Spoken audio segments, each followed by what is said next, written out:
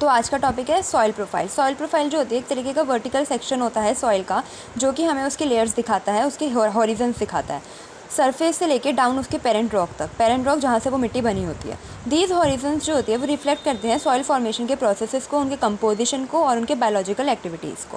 पहली लेयर आएगी हमारी ओ होराइजन या फिर ओ होरिजन, जो कि सरफेस लेयर होती है। इसको हम ऑर्गेनिक लेयर भी बोलते हैं क्योंकि इसमें dead leaves, decomposed plants and animal present होता है।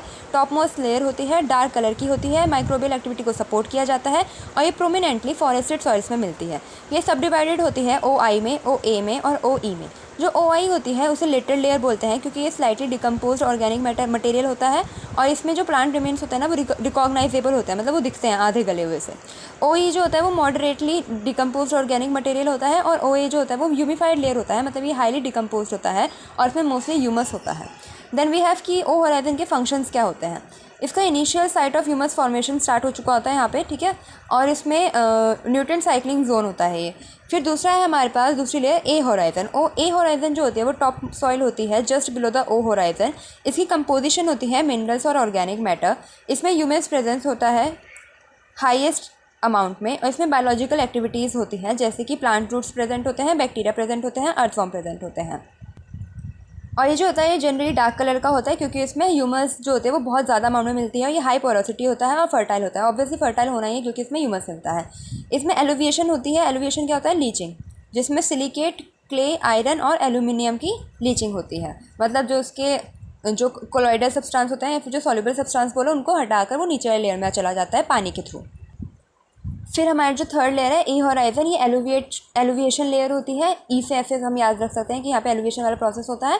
इसमें रिमूवल हो जाता है सॉल्युबल सब्सटेंसेस का। ये हमेशा प्रेजेंट नहीं होती बट कॉमन होती है फॉरेस्ट सॉइल में और इसका फंक्शन होता है कि जोन ऑफ मैक्सिमम लीचिंग होती है, रिजल्ट करता है जिसकी वजह से, क्योंकि मैक्सिमम लीचिंग होती है तो इसका जो अपीयरेंस होता है ना वो ब्लीच्ड हो जाता है due to the loss of silicates and organic matter. Process क्या होता है इसमें, कौन कौन से प्रोसेस होता है? ये एलिवेशन का जो प्रोसेस होता है उसको डिफाइन किया हुआ है कि लॉस ऑफ कोलॉइडल मटेरियल होता है बाय द वाटर मूवमेंट। फिर हमारी जो लेयर है बी होराइजन, ये सब सॉइल होती है, जोन ऑफ इल्यूविएशन होता है। अब जैसे ई होराइजन से जो भी मैटर नीचे आया अब वो बी होराइजन में आके स्टोर हो जाता है। Materials from upper horizon accumulate here like clay, F E, L, aluminium oxides, ठीक है। ये लगभग मतलब अक्सर ऑफन ब्लॉकी और प्रिस्मेटिक स्ट्रक्चर होता है इसका। ये मोर कॉम्पैक्ट होती है in comparison to the A horizon और ये रेडिश, येलोइश और ब्राउनिश कलर की हो सकती है because it contains iron oxides.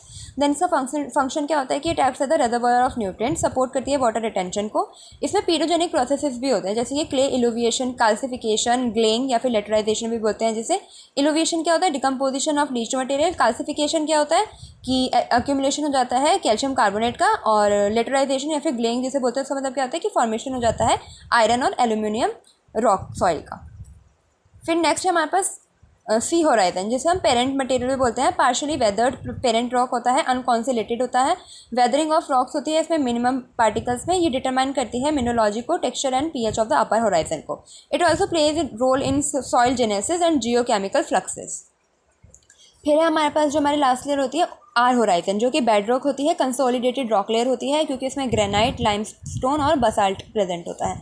ये ट्रू सॉइल नहीं होती है लेकिन ये unweathered base from which soil में eventually form through long term geological process, ठीक है, जियोलॉजिकल प्रोसेस। अगर हम इसकी फैक्टर्स की बात करें कि जो सॉइल प्रोफाइल जो बनता है, ठीक है, इसका डेवलपमेंट जो होता है, इसको क्या क्या फैक्टर इन्फ्लुएंस करता है, तो पहले तो हो गया क्लाइमेट, क्योंकि टेम्परेचर और प्रेसिपिटेशन की वजह से वेदरिंग इफेक्ट होगा। वेदरिंग इफेक्ट होगा तो ऑर्गेनिक मैटर डिकम्पोजिशन और लीचिंग इफेक्ट होगा।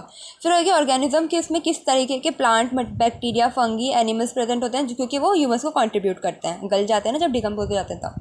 टोपोलॉजी क्या होता है कि लैंड सरफेस की क्या शेप है वो भी इन्फ्लुएंस करती है किसको, इरोजन को, ड्रेनेज को और हॉरिजन की थिकनेस को। फोर्थ पॉइंट है पेरेंट मटेरियल की, जो पेरेंट रॉक है आखिर वो उसका क्या टाइप है क्योंकि उसी से सॉइल बन रही है, वो इफेक्ट करता है मिनरल की कंटेंट को और इनिशियल स्ट्रक्चर्स को। Then last factor which affect the soil profile development is time, कि ज़्यादा लंबा टाइम होगा तो जो उसके कंप्लीट होराइजन होंगे वो अच्छी तरीके से बन पाएंगे लेयर्स उनके। और इसी में लास्ट चीज़ अगर हम एक्सप्लेन करें कि सिग्निफिकेंस क्या होता है तो पहला होगा इकोलॉजिकल इंडिकेटर, ठीक है, कि क्लाइमेट और वेजिटेशन कैसे है ये हम उसको देख के पता लगा पा सकते हैं। एग्रीकल्चरल सुटेबिलिटी, क्योंकि इसमें ह्यूमस प्रेजेंट होता है तो ये प्रोडक्टिविटी और फर्टिलिटी से इंक्रीज होती है। कार्बन सिक्वेस्ट्रेशन जो ए और ओ होराइजन होता है वो एक्ट करता है as a carbon sink. Then contaminant pathway जो बी और ई होराइजन होता है वो इन्फ्लुएंस करता है पॉल्यूटेंट की मोबिलिटी को।